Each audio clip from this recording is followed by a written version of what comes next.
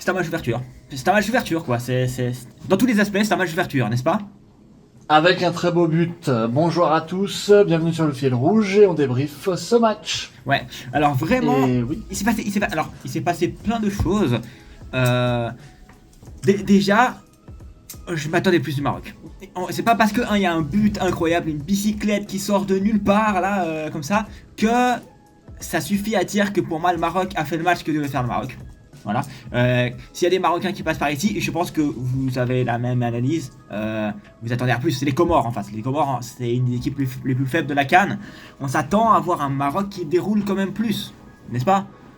Oui, je suis d'accord. Le score est bien, 2-0, c'est bien, c'est un bon début. Il y a peut-être un peu de pression sur l'organisation du tournoi, le fait d'accueillir à domicile, etc. Il y a peut-être un peu de pression due à ça. Mais c'est vrai que t'es le Maroc contre Comores sans dénigrer qui que ce soit. Tu te dois de proposer mieux, de proposer plus. Il y a eu 16 tirs à 4. Ouais, c'est ok, mais attention. Ouais. Attention. En fait, c'est ça, c'est que moi je me dis, est-ce qu'après le match de Maroc, alors après c'est qu'un seul premier match, sûrement comme on t'a dit, il y a été avoir un peu les jambes qui tremblent, je sais pas, genre la pression, le jouer devant son public, le début de la CAN, ouais, il y a une pression sûrement, c'est le match d'ouverture, il y a toujours quelque chose qui fait que c'est différent. Mais est-ce que je sors de ce match en disant, ouais, je vois le Maroc maintenant gagner? La CAN, non. Tu vois. Même si pour moi ça reste des favoris, tu vois, avec des équipes comme le Sénégal et des choses comme ça. Mais je m'y attendais plus, je m'en attendais plus quoi. Ouais. Voilà, peut-être que cette victoire va débloquer pour les prochains matchs. Dans le groupe, ils sont avec le Mali et la Zambie, qui vont jouer demain. Ouais. Peut-être que ce match est un tournant, a débloqué quelque chose. Ouais. Avant le match, moi j'ai noté un petit truc quand même qui est assez intéressant. C'était le retour à l'entraînement avec le Maroc de Hakimi. Ouais. Et il est revenu s'entraîner hier. Donc du coup, ça fait que 24 heures qu'il est revenu en entraînement collectif avec le Maroc. Donc retour de blessure, ça c'est cool. Il a pas joué, il était sur le banc des remplaçants. Donc fallait pas le faire rentrer. Mais fallait pas faire rentrer. Ouais. Et il était venu quand même pour présenter son ballon d'or africain au stade, évidemment. Beau symbole. Beau symbole pour le mais voilà, je me suis dit je voulais noter ce petit fait hors match. Et puis après le match en lui-même, il a vraiment commencé d'une manière assez forte. Un penalty à la 10e minute.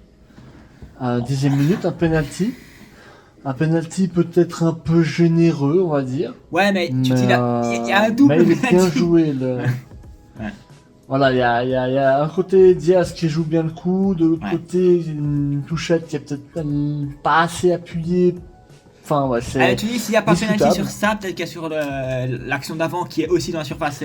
C'est simultanément, enfin, il y en a deux. Tout à fait. Tout à fait, donc ouais, au final c'est penalty, et quoi qu'il arrive, le penalty a été arrêté par le gardien. C'est mal tiré, c'est Raimi qui le tire, c'est mal tiré. Et ouais, il était mal tiré malheureusement, il a voulu, je pense, sécuriser en tirant au milieu, mais il a pas mis assez de patates, donc le gardien Pandore a arrêté ce penalty. Tu te dis en fait le match il peut tellement mal tourner parce que ça commence le Maroc met pression, tu dis ouais ok ça va dérouler, t'as ce penalty, tu dis ok c'est parti, la CAN elle est lancée, ils vont marquer, derrière ça va dérouler, le Maroc va assurer, et là paf t'as l'arrêt, derrière t'as la blessure de Saïs et tu dis waouh, en 15 minutes il y a pas mal d'éléments négatifs, et ça finit à mi-temps. 19ème la blessure, le changement. Mais c'était ça va.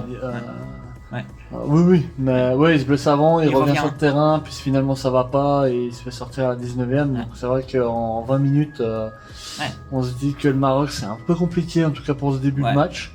Puis après, ça va, ils arrivent quand même à tenir le coup, à se procurer quand même des occasions. Même si, comme on l'a dit en début de vidéo, on s'attendait peut-être à mieux. La première mi-temps. Plus percutant. la première mi-temps, quand même, il y a pas assez d'occasions. T'as vraiment, t'as ces 20 premières minutes qui sont assez désastreuses, pas dans le niveau de jeu, mais l'enchaînement de choses qui fonctionnent pas, quoi. T'as ce Comore qui est officiellement en 4-3-3, qui se retrouve en réalité genre une espèce de 5-3-2 défensif, muraille défensive comme ça, hyper profond. Et le Maroc, en fait, il n'y a pas assez de mouvement. Il n'y a pas assez de mouvement. Il n'y a pas assez de. Il y a pas assez de grain de folie et tout que Diaz, que Brahim Diaz peut apporter.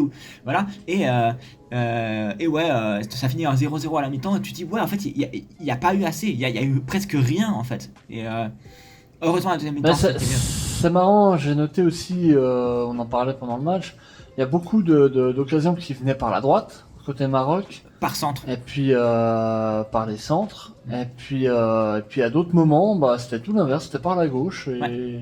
Enfin ouais, c'était assez versatile, donc ça c'est plutôt un bon point, mine de rien. Mais voilà, faut manquer peut-être effectivement un peu plus de percussion, de réalisme. De précision. Et puis de précision. Mais je pense que la précision, ça peut venir justement de cette pression. Mais après, quand on parle de pression aussi, quand même, le Maroc, c'est quand même une équipe qui a quoi? C'est quand la Coupe du Monde? Ça se passe je sais même plus maintenant. 3 ans. Ouais, mais c'est où tu te dis, ouais, c'est quand même une équipe qui a fait des demi-finales, qui a l'habitude maintenant d'être qui a vécu la pression, quoi. Mais ouais, en tout cas, t'as cette première mi-temps qui finit. Tu dis à la mi-temps, d'ailleurs ils sont sifflés à la mi-temps. Et puis à juste titre, en réalité, tu vois, le public a raison d'en attendre plus. Et heureusement, la seconde mi-temps, c'est mieux. Dès la rentrée de la seconde mi-temps, t'as la 48e, une première grosse action, et ça passe par les ailes, encore une fois. Voilà.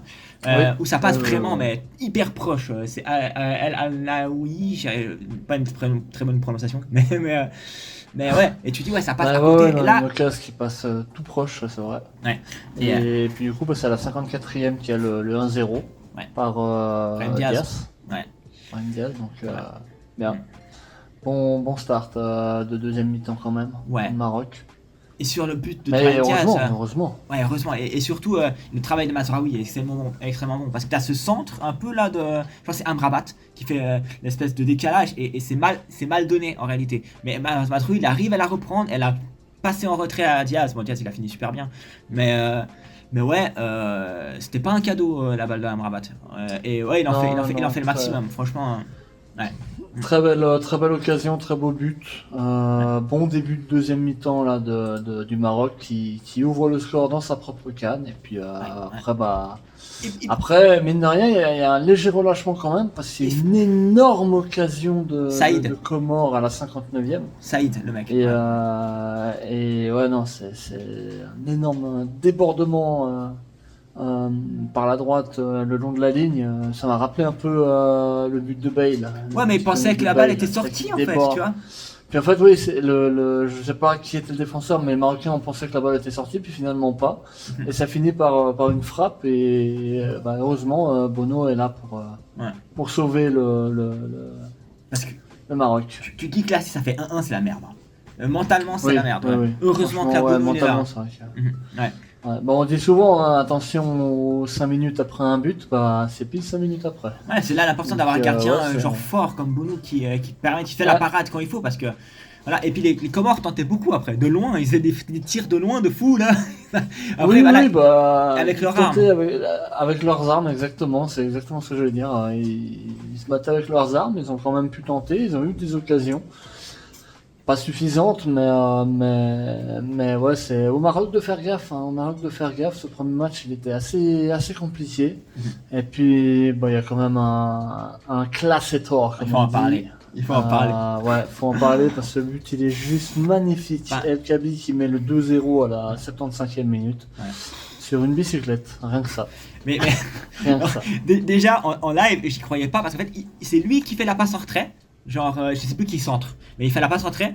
T'as un centre qui est comme ça là, et il court et il se retourne et il fait la retournée. Genre, physiquement, c'est abusé quoi.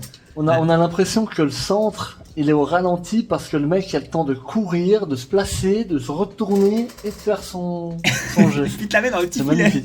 C'est magnifique. Ouais, puis le bien placé, machin, c'est peut-être déjà le but du tournoi alors que c'est le deuxième but inscrit. Tout à fait. Mais ouais, non, beau, très très beau geste, magnifique. Magnifique, ouais. Franchement, ça met en confiance le Maroc, ça c'est bien. Mais maintenant, faut que ça perdure sur les autres matchs et qu'ils nous prouvent, qu'ils montrent plus. Mais c'est ce genre de choses. C'est ce qu'on aimerait voir. C'est ce genre de, je pense, de moments qui peuvent être libérateurs, qui peuvent être ça te donne quand t'as un mec, quand tu sais que tu peux centrer et que t'as un de tes coéquipiers qui peut te faire une bicyclette pour te la mettre au fond, ça quand même, ça met en confiance. Tu dis ouais bon, non, c'est qu'il y a, voilà, il y a du talent, de toute façon dans l'équipe marocaine, beaucoup. Enfin, c'est une des meilleures équipes sur papier, voire peut-être la meilleure équipe sur papier avec le Sénégal, je dirais. Ouais, c'est fort. C'est fort. Mais ça doit leur être il y a une part de réussite, mais il y a surtout du talent. Ouais, c'est ça. mais j'avais marqué sur la note comment il l'apprend. Magnifique. Non, franchement, le geste est magnifique, mais ouais, comme j'ai dit, on dirait que le centre il va au ralenti parce que le gars il a le temps de tout faire, quoi. Ouais. Non, franchement, c'est juste un classe étoile, un très beau but. Et espérons que ça soit de bon augure pour la suite pour le Maroc. Voilà, mais tout de même, soulignons quand même que même s'il y a ce but incroyable, là, après le Maroc franchement a déroulé tranquille, la fin de match s'est bien passé, mais même s'il y a ce but incroyable, il faut pas balayer parce qu'il y a ce but le fait que tout était parfait sur le match, ça aurait dû être mieux. Il manquait de mouvement, il manquait de précision, il manquait de plein de choses dont je pense que le Maroc va pouvoir corriger par la suite, c'est ça. Mais ouais, on s'attendait quand même à mieux au niveau de la production du Maroc. À souligner par contre, j'ai trouvé que Mazraoui était très très bon sur ce match. Diaz aussi. Mais Mazraoui, je trouve qu'il a fait un top match. Pertinent tout le long du match. Donc ouais, excellent match de Mazraoui. Je dis pas ça parce qu'il est passé par le Bayern, hein. Juste parce que ce match était bon en fait. C'est vrai qu'il était au Bayern. Ouais, il a passé par le Bayern. Je cherche si je trouve l'homme du match, mais je ne vois pas. Je sais pas s'il est déjà donné. Mais en vrai, je pense qu'il sera donné à Diaz. Parce que voilà, le but libérateur, il a fait un bon match dans l'ensemble aussi. Je pense que s'il est donné, c'est à Diaz ou à Mazraoui. Ou sinon, mais je pense pas, ouais, je sais pas. Mais en tout cas, ouais, c'était un match d'ouverture comme c'est un match d'ouverture, quoi. Avec la pression sur les épaules du pays hôte et avec des imprécisions, etc. qui en vient. Mais voilà, quand tu vois l'affiche quand même qui est extrêmement inégale, on va dire, au niveau du. Voilà. J'étais allé voir Transfermarkt, t'as quand même la valeur marchande des Comores c'est 18 millions et celle du Maroc c'est 416 millions. Il y a quand même un gap. Un gros gap, une différence énorme, mais effectivement, on en attend plus du Maroc, on verra sur les prochains matchs ce qu'ils nous proposent. Peut-être qu'effectivement ce geste magnifique pour le 2-0 les a libérés, peut-être que juste le match les a libérés, et puis faudra voir, je sais plus si c'est le Mali ou la Zambie qui s'affrontent en deuxième, mais leur prochain match, ouais, ça sera probablement déjà un match décisif pour la qualif et un match important de toute façon à gagner parce qu'ils sont à domicile et qu'ils ont une grosse attente sur eux quand même. Ouais, le prochain c'est le Mali, vendredi 26 à 21h, donc voilà. Ouais. Voilà. Très sympa, en tout cas voilà. Je sais pas. Ouais, je sais pas si je sais pas si t'as quelque chose à rajouter, mais non, c'était un très bon match à regarder, très sympa de voir cette ouverture. Ah oui, on peut juste dire aussi que il pleuvait énormément. Donc est-ce que ça peut jouer sur les imprécisions, etc. qu'on a dit? C'est vrai qu'on en a pas trop parlé et que les conditions de jeu étaient, il pleuvait beaucoup. Ouais, c'était intense. C'est vrai que c'est assez intense. Il y avait une grosse pluie. On a vu au début de match, il y avait une grosse pluie. Je sais pas si elle est restée tout le match ou pas, mais effectivement, ça peut impacter aussi certains paramètres, mais voilà, on va voir. C'est pas des conditions les plus simples. Oui, non, mais ce que je veux dire, c'est que c'est pas non plus à l'inverse où il fait 40 degrés et que c'est insupportable non plus. Ouais, et puis 80% d'humidité comme il y a des fois. Ouais. À voir. Mais voilà, pour conclure, je dirais un match qui aurait pu hyper mal tourner pour le Maroc, mais qui finalement tourne assez bien, mais qui est pas parfait. On verra pour la suite, voilà. Et je pense on verra pour la suite. Nous, on va contacter, on va regarder de notre côté certains matchs et pour la chaîne, on va débrief des affiches qui nous intéressent le plus, ou bien on regardera s'il y a des matchs qui valent un débrief, on verra bien. Ouais. Et du coup, je pense qu'on va dire à la prochaine sur le fil rouge.